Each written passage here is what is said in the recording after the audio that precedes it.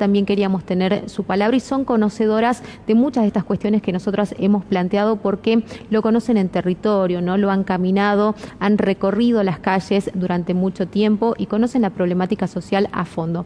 Está la doctora María Lapacet, la primera de ellas a la que voy a saludar. ¿Cómo estás, María? ¿Qué tal? Gracias por acompañarnos. ¿Qué tal? Buenas noches. Bueno, bien, muy bien. Me imagino que estás mirando con mucha preocupación el momento que estamos atravesando a nivel nacional y bueno, ya a la espera prácticamente, ¿no?, de que se defina qué es lo que va a terminar pasando en el territorio de la provincia. Sí, así es, viendo con mucha preocupación lo que está pasando, ¿no? Porque bueno, a nivel nacional se han tomado ya algunas medidas mucho más restrictivas, lo cual puede ser antipático para mucha gente, puede ser perjudicial también para otros, pero me parece que era necesario, dada la cantidad de casos y sobre todo la ocupación de las camas de terapia y la ocupación de los respiradores, que es lo que más asusta, porque cuando nos quedamos sin un sistema sanitario que dé respuestas, allí es donde aumenta la mortalidad.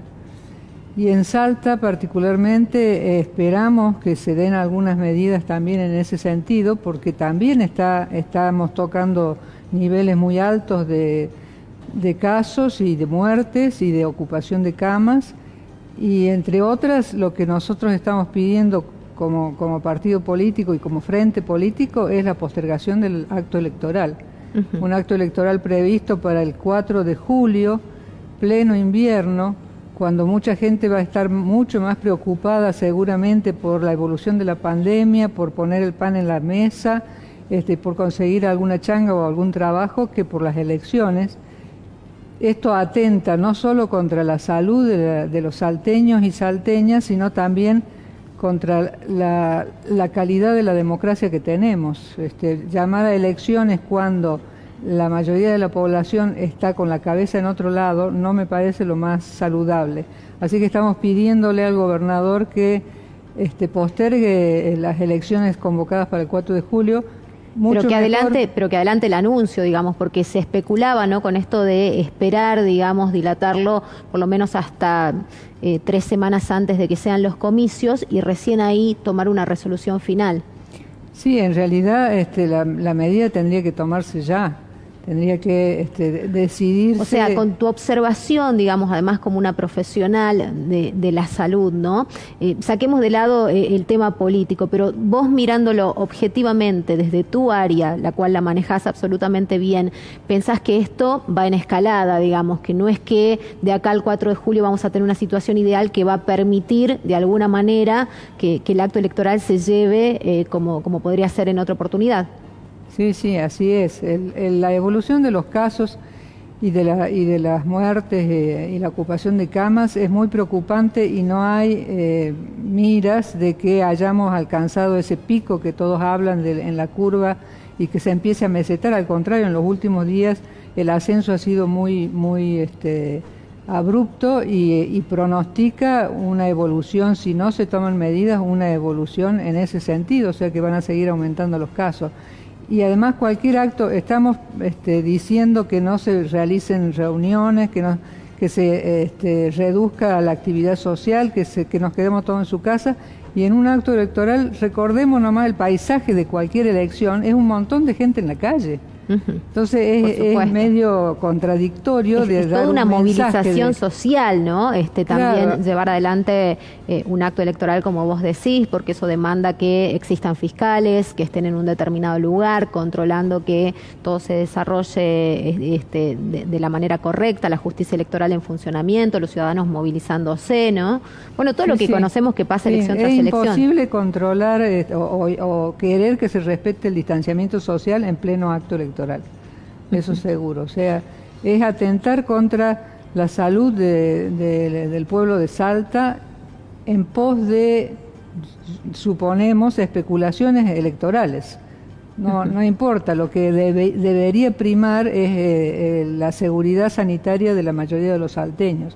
Bueno, ¿y crees que esto, porque también hoy trasciende la información, ¿no?, de la habilitación de 4 centros de testeo en Capital, lo cual aplaudimos y que van a estar en pleno funcionamiento incluso estos días, donde sabemos que justamente los fines de semana son momentos en los cuales no se testea tanto, pero me imagino que este pico de contagios o esta curva que se empieza a elevar, no sabemos hasta cuándo, ha llevado también a que se decida de esta manera, ¿no? Esto va a pasar en Capital, hay lugares habilitados, lo pueden chequear, lo pueden corroborar a través también de la página del gobierno, a través de los sitios oficiales y obviamente todos los medios de comunicación lo están dando a conocer.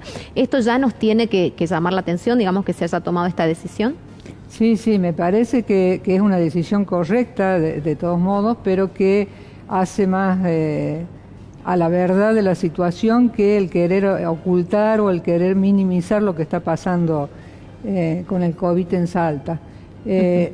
Lo que también es otra cuestión preocupante es el tema de los trabajadores de la salud que están expuestos en este momento a una mayor sobrecarga de trabajo y a una mayor exposición y posibilidades de contagio, y que además muchos de los que han sido contratados entre comillas, para combatir el COVID, están en una situación laboral extremadamente inestable, porque algunos dicen que son contratados, pero ni siquiera tienen contratos. Bueno, hoy se anunciaba también el pase a planta temporaria de una gran cantidad de ellos, ¿no? Creo que son 698.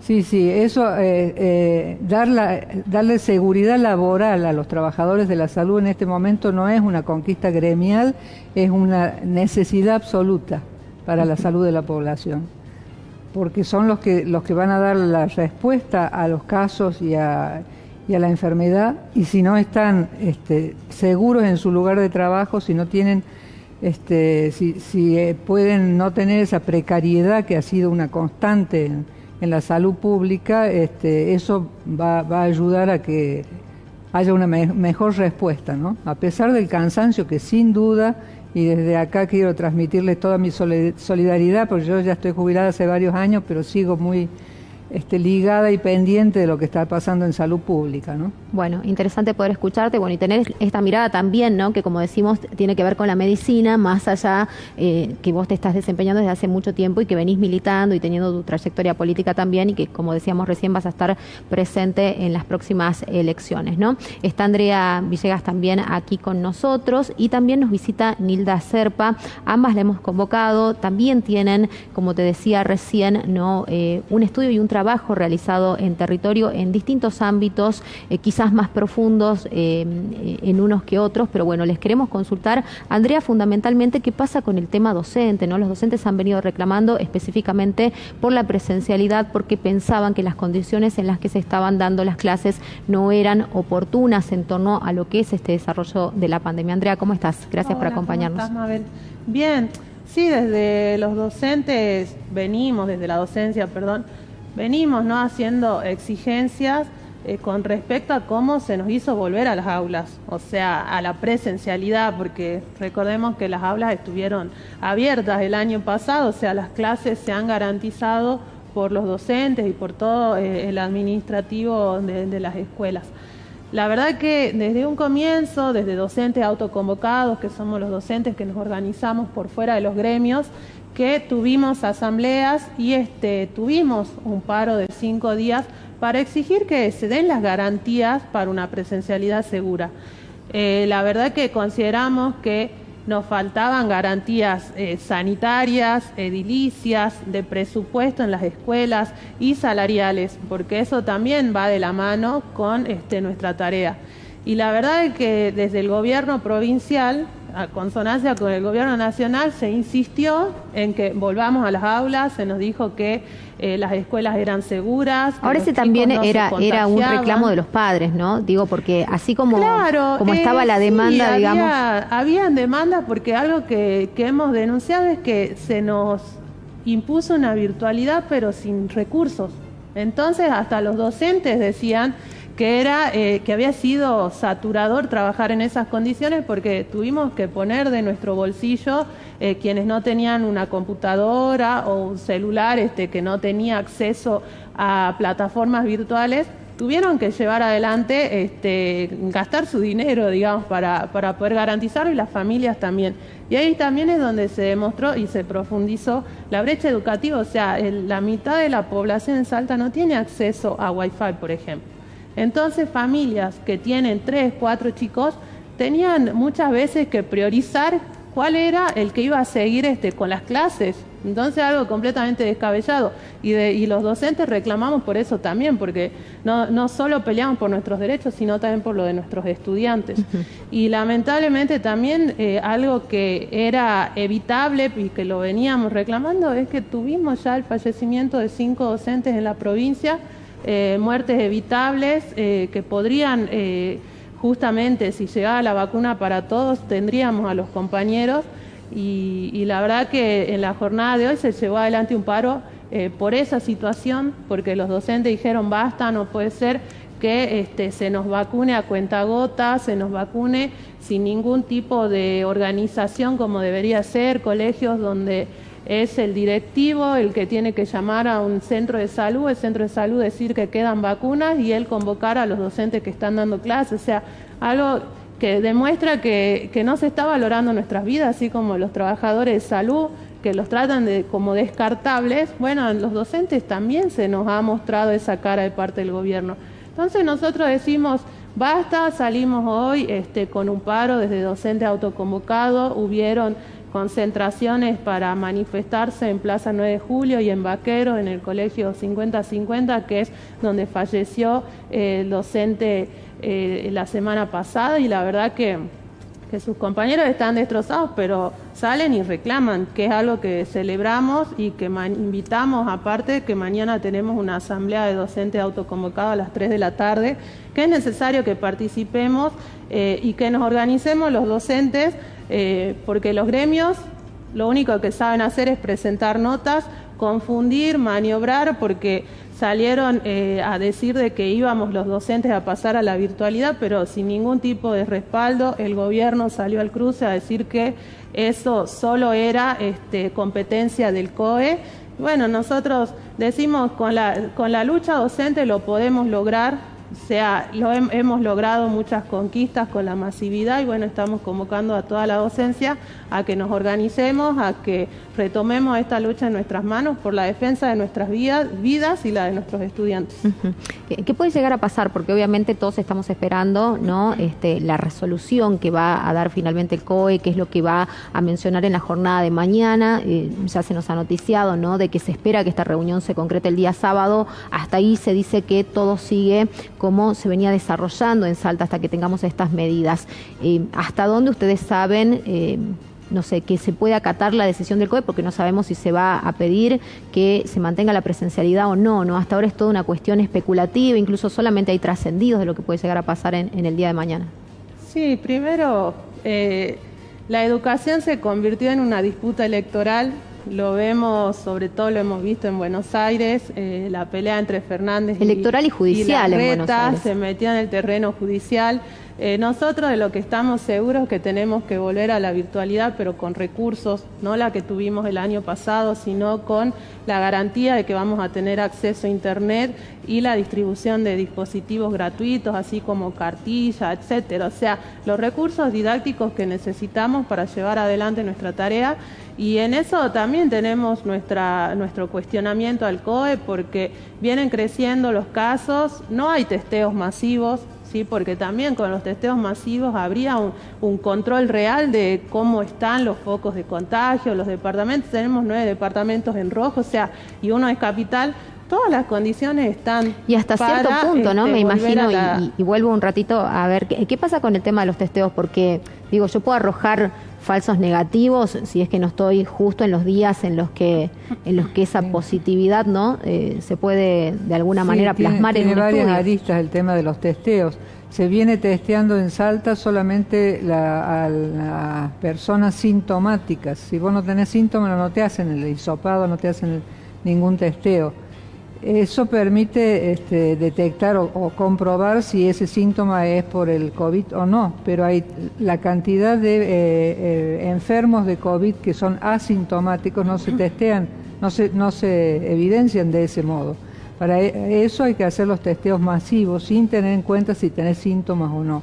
Eso permite una detección mucho más precoz de los focos donde se está iniciando un grupo de contagio y del manejo, por supuesto, ¿Y con qué grupo. asiduidad? Porque, por ejemplo, también hemos visto mucho que pasa en los medios de comunicación, ¿no? Que se testea de manera permanente y todos los días, pero en algún momento alguno arroja un positivo y ya hay muchísimos contagiados en ese mismo lugar de trabajo.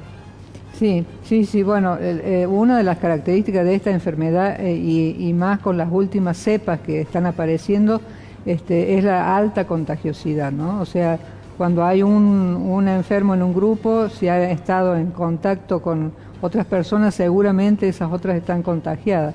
Eso le agrega dramatismo a la situación porque la velocidad con que se expande el virus es mucho mayor, a lo mejor que con la cepa inicial que teníamos. Y agrega problema para resolverlo. O sea, la alta contagiosidad hace que la cantidad de casos vaya superando la capacidad del sistema sanitario y eso es lo que hace colapsar el sistema y producir más mortalidad que en otras situaciones. Bueno, todo son cuestiones medio técnicas, pero que todos hoy en día me parece que manejamos estos temas a la fuerza, se está manejando. De a poco nos vamos haciendo semi-especialistas, te digo, ¿no? De tanta información que circula. No, incluso nosotros, como médicos, hemos tenido que ponernos a estudiar, porque esto en realidad nadie lo tenía conocía, previsto, claro. Nadie nos podía dar clase, ni había manuales muy ciertos para todo esto, así que es todo un aprendizaje que, bueno, lamentablemente a costa de muchas vidas. Bueno, interesante obviamente poder escucharlas y como yo les decía, está Nilda Serpa también. Ayer lamentablemente teníamos un dato terrible, ¿no? Un dato que también nos arroja la pandemia, qué es lo que ha pasado inclusive en los momentos más duros del confinamiento en nuestro país, en todo el territorio nacional y del cual Salta no está exento, ¿no? Y la lamentable, digamos, violencia más brutal que se expresa contra las mujeres como puede llegar a ser el femicidio. ¿Cómo estás, Nilda? ¿Qué tal? Gracias por venir. Buenas noches, Mabel. Muchas gracias por la invitación. Bueno, contame un poquito, a ver, ¿cómo viviste la jornada de ayer, que fue una jornada que nos conmovió, nos conmocionó a todos? Vos tenés una experiencia muy cercana, ¿no? La de Paola, tu prima, que hemos tenido la oportunidad de conversarlo, con una justicia además que nunca accionó a tiempo, ¿no? Cuando existían muchísimas denuncias, esto ocurre en la provincia de Tucumán, pero de todas maneras vemos que es una situación que se repite, ¿no? Y sobre la cual no hay una solución real. Ayer, sí, en horas de la siesta, llegaban los WhatsApp de todos lados, todas indignadas. Lo que vos mencionaste, el femicidio de mi prima, me acercó mucho a compañeras de lucha, como a la Gaby Jorge, a Andrea, y además familiares de víctimas de femicidio, y los de gatillo fácil también. Hay algo que nos atraviesa, que es la impunidad en todos los casos, ¿no? La mujer que fue asesinada ayer, de la cual se desconoce el nombre hasta ahora, no sé si vos lo pudiste tener, sabemos que es del barrio San Calixto, sabemos que hay familiares que estaban buscando a sus familiares, ¿no? Se ha publicado, si no me equivoco, se llama Jessica Solís. Bien, estábamos tratando de localizar a los familiares justamente para darnos apoyo, que es lo que yo recibí en su momento de otros familiares, y es lo que nosotros tratamos de hacer ahora ante un caso de femicidio.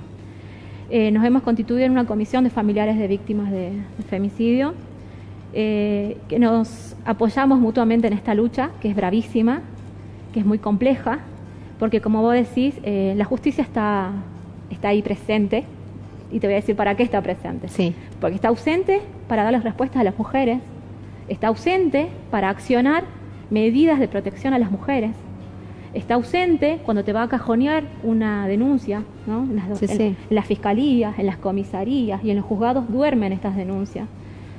Son cajoneadas y archivadas, vergonzosamente archivadas. Pero sí está presente cuando se trata de liberar al asesino, al violador, ¿no? Y de no hacer cumplir las medidas perimetrales que ya se demostraron que no sirven, ¿no? En todos los casos, incluido en el de ayer, la víctima tenía el agresor tenía antecedentes de violencia de género, ¿no? Y una vecina que llama a la policía que nunca llega, ¿no? Y termina de la peor manera. Claro. En el caso de Paola, 5 años de acoso, 14 denuncias que le tomaron, porque las veces que fue a la comisaría fueron mucho más que esas 14. Y fue a muchos otros lugares que hoy no tienen la posibilidad de tomarte una denuncia y después mandarlas, digamos, a los juzgados que corresponderían. Claro, y con una persona que ya tenía antecedentes de situaciones de acoso previas, ¿no? Con manifestaciones de violencia también hacia otras mujeres. O sea, no era la primera vez que ocurría, sí la primera vez que lamentablemente se produce un desenlace tan terrible como el que sufrió Paola. Así es. Y en este trabajo que venimos haciendo desde la comisión, que tratamos de mantener reuniones periódicamente y lo conversamos mucho, vemos que hay un modus operandi que se repite en esta justicia, que involucra desde la comisaría, fiscalías, jueces, ¿no? Y en algunos casos mucho más complejos, involucra a funcionarios públicos del Estado, Sí. y también involucra legisladores, ¿no? Y ahí es donde se complejiza más el caso. En el caso de Paola Tacacho, una comisión de juicio político que no lo eleva a juicio político a un juez, que sobreseyó al femicida para evitar un dispendio jurisdiccional innecesario. Así, con esas palabras lo sobresea al femicida. Una comisión de juicio político que no los resuelve a tiempo, y un gobernador, Juan Mansur, hoy quiero destacar que él tiene un rol importante en el justicialismo, ¿no? Es vicepresidente del justicialismo, que le otorga el beneficio de la jubilación. O sea, lo hace zafar del juicio político y le da la jubilación, le acepta la jubilación para que él inicie sus trámites jubilatorios. Entonces, decimos un Estado ausente porque no da respuestas a las víctimas. Pero en realidad, del otro lado tenés un Estado presente, ¿no? Que este Estado presente lo que hace es encubrir, ser cómplices, ¿no? Encubre porque lo encubre este juez. Claro. ¿Qué significa para ustedes esto de llegar a procesos donde no hay justicia real, ¿no? Porque hay una suerte de revictimización de la familia, muchas veces en los casos en los que no se traduce en un femicidio, donde hay mujeres que sí han sido violentadas de múltiples formas, como sabemos que es la violencia de género. ¿Qué llega a pasar? Porque también está esta cuestión, ¿no? De revictimizar una justicia que termina, digamos, vulnerando doblemente los derechos de esa mujer que ha sido avasallada, ¿no? Es tremendo porque, y se repite en todos los casos, te digo. La mujer que es cuestionada, que fue asesinada porque, bueno, andaba en algo raro, ¿no? Quizás estuvo con algún amigo que vendía droga y fue asesinada. La mujer que es violada porque, bueno, andaba provocando. Y es, digamos, algo que también se repite, y es lo que nos atraviesa como sociedad, digamos, ¿no? En todos los aspectos. El juez que te dice, el fiscal que te dice, no, tus pruebas no me sirven, necesito más pruebas. Y la mujer tiene que salir a buscar las pruebas que ellos mismos tienen que salir a buscar, porque hoy a un fiscal se le paga para investigar. O sea, está cumpliendo un rol dentro de una causa que es la de investigar. Y la mujer, como en el caso de Paola y de muchas mujeres, tienen que salir a buscar los testigos, ¿no? Llevarle esos testigos al señor fiscal, la señora fiscal, y decir, no, tengo que llevar pruebas para comprobar que él está violando las perimetrales. Entonces es así, caemos en un proceso de doble revictimización, antes, cuando son asesinadas, y después con los familiares, ¿no? Porque los familiares también nos hacen padecer el mismo calvario que han vivido nuestras mujeres. ¿Qué hay que cambiar para que esto se modifique? Porque digo, hay buenas leyes, nosotros legislativamente como país hemos avanzado muchísimo en muchos sentidos. Creo que hay una legislación en la Argentina en general, ¿no? Que es de vanguardia en todo lo que es ampliación de derechos. El tema es después que eso se efectivice, ¿no? Y que obviamente que hay un reclamo que nosotros desde acá particularmente lo planteamos de manera sistemática, que es mayor presupuesto cuando se trata de cuestiones tan urgentes y tan sensibles como esto. Lo mismo debatimos mucho nosotros. ¿Qué es lo que está pasando? Hoy hay herramientas para detener a un acosador. El tema es que un juez o un fiscal te dice, no, yo no tengo herramientas porque el acoso no es penado, no lo puedo detener, no lo puedo penar por eso. Le pasó a Paola, pasó con otros casos. Que veo la perimetral la primera vez, la segunda vez y no hago nada. Entonces, en comisión hemos charlado con familiares. No queremos más estos jueces, no queremos más estos fiscales. Son los mismos nombres los que se repiten, los mismos jueces, las mismas juezas, los mismos fiscales y fiscalas, les dice fiscalas o bueno, señoras fiscales, que se repiten. Son los mismos y son ellos los que son los jueces, en este caso, designados por el Senado, ¿no? Y bueno, y a eso apunta un poco esta candidatura, ¿no? Son los jueces que hoy no son sometidos a juicio político, que son denunciados hasta por violencia de género o violencia familiar y siguen en sus lugares de trabajo como si nada estaría pasando. Claro. Son intocables. Tremendo. Andrea, vos que manejás también mucho el tema, que te hemos visto militando muchísimo en las calles, ¿no? Que sos una conocedora amplia de esto, ¿qué querés agregar? Sí, la verdad que, como decía vos, Nilda, es un testimonio de lucha. Lo que pasa con Paola demuestra cómo se maneja esta justicia, ¿no? Las denuncias reiteradas, y Paola estaba acompañada, ¿no? Porque eso también es importante. Hay mujeres que no tienen apoyo y van a la policía, las maltratan, van a la justicia, las vuelven a maltratar hasta que terminan en víctimas de un femicidio. La verdad que nosotros desde nuestro espacio que militamos y que luchamos por todos los derechos de género y de las disidencias, con respecto a esta justicia, lo decimos claramente, una justicia machista y patriarcal que lo demuestra día a día, que lo demuestra en su estructura y en cómo están formados cada uno de los funcionarios que están ahí adentro y responsables de esta violencia. Y la verdad que para nosotros los jueces tienen que ser elegidos por el voto popular, o sea, y ser revocados también por el voto popular. Si no tenemos a estos tipos que gozan de privilegios, que gozan de ingresos completamente obscenos comparado a lo que gana un trabajador que no logra llegar ni a cubrir la mitad de una canasta básica familiar, nosotros decimos, bueno, que la gente tenga el poder de poder elegirlos y de poder quitarlos. Y de que aparte no tengan esta inmovilidad, ¿sí? de quedar ahí hasta ancianos, hasta que ellos quieran acceder a una jubilación.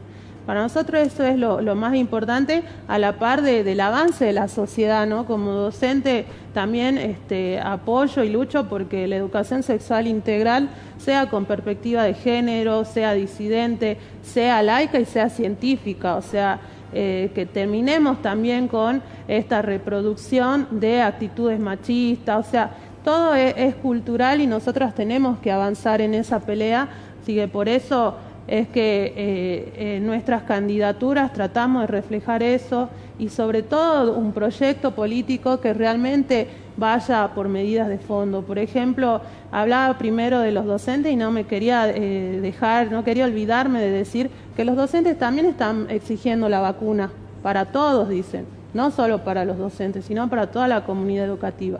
Y nosotros, desde Alternativa Docente, decimos, sí, queremos vacunas para todos, o sea, para toda la clase trabajadora, y la propuesta es que necesitamos que se anulen las patentes, porque si el gobierno prioriza negocios empresariales, nunca van a llegar las vacunas para nosotros en la cantidad que necesitamos y las 2 dosis. Entonces, desde el MST de FIDE Unidad decimos, que se anulen las patentes, que se expropie, por ejemplo, el laboratorio de Sigma y que se produzcan, porque el nivel de producción alcanza, están siendo exportadas y después a nosotros nos quedan los excedentes. Entonces, decimos, bueno, las sobras sería en realidad. Entonces, decimos que queremos las vacunas para todos, que necesitamos ir a medidas que realmente sean para atacar esta pandemia, que necesitamos ir a mayores restricciones, pero no tirando la responsabilidad individual, porque el gobierno ha sido el que dio apertura a todos y cedió a todas las presiones empresariales, por eso es que todos estamos en las calles trabajando, porque no es que andamos de fiesta, sino que andamos trabajando. Entonces, en ese sentido, bueno, necesitamos restricciones, pero con las garantías para aquellas personas que no tienen un ingreso mensual seguro. Entonces decimos un IFE que sea de 45.000 pesos, que realmente se suspendan los despidos y las suspensiones, ¿no? Un decreto que no tuvo fuerza, que igual hubieron despidos.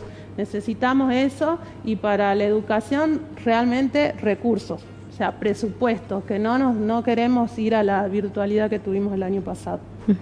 Bueno, clarísimo, ¿no? Desde el sector de Nilda me parece que están pidiendo un IFE de 60.000, si no me equivoco. Creo haberlo escuchado así, ¿no? Porque acá Mínimo.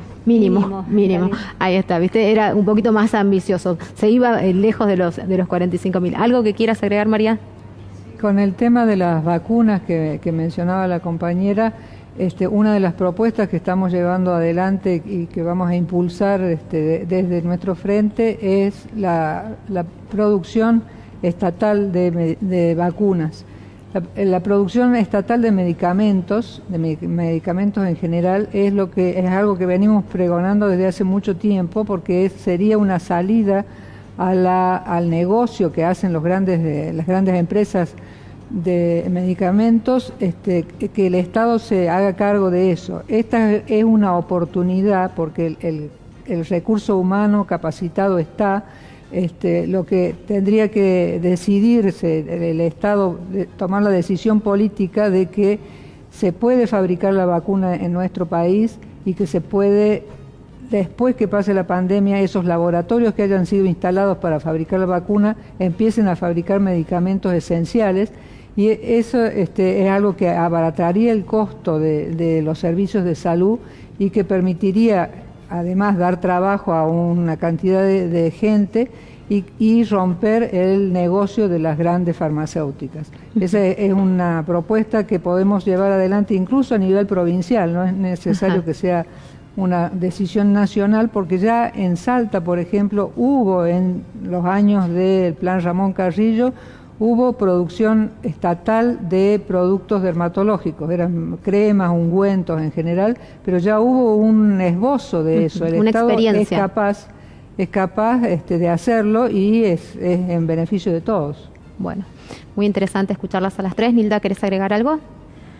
No, me había quedado pensando en la lucha de ayer, ¿no? En un caso muy particular también que se dio en Salta, en Santa Rosa, con Yolanda Vargas. Sí. Cuando vos me preguntabas cómo es esto de la revictimización de las mujeres.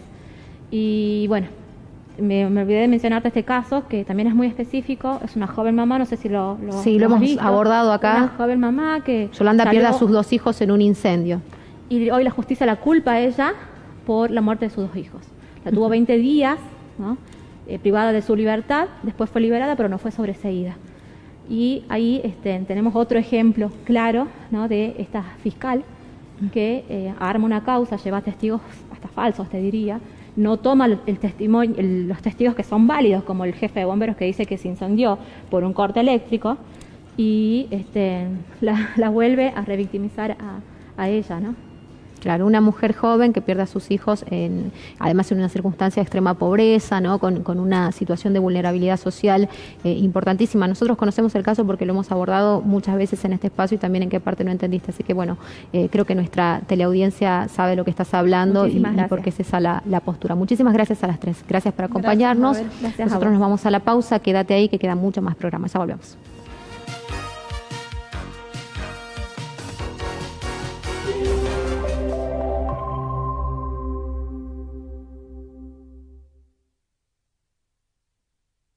Seguimos vacunando contra COVID-19. Ya podés sacar preturno para todas las personas mayores de 50.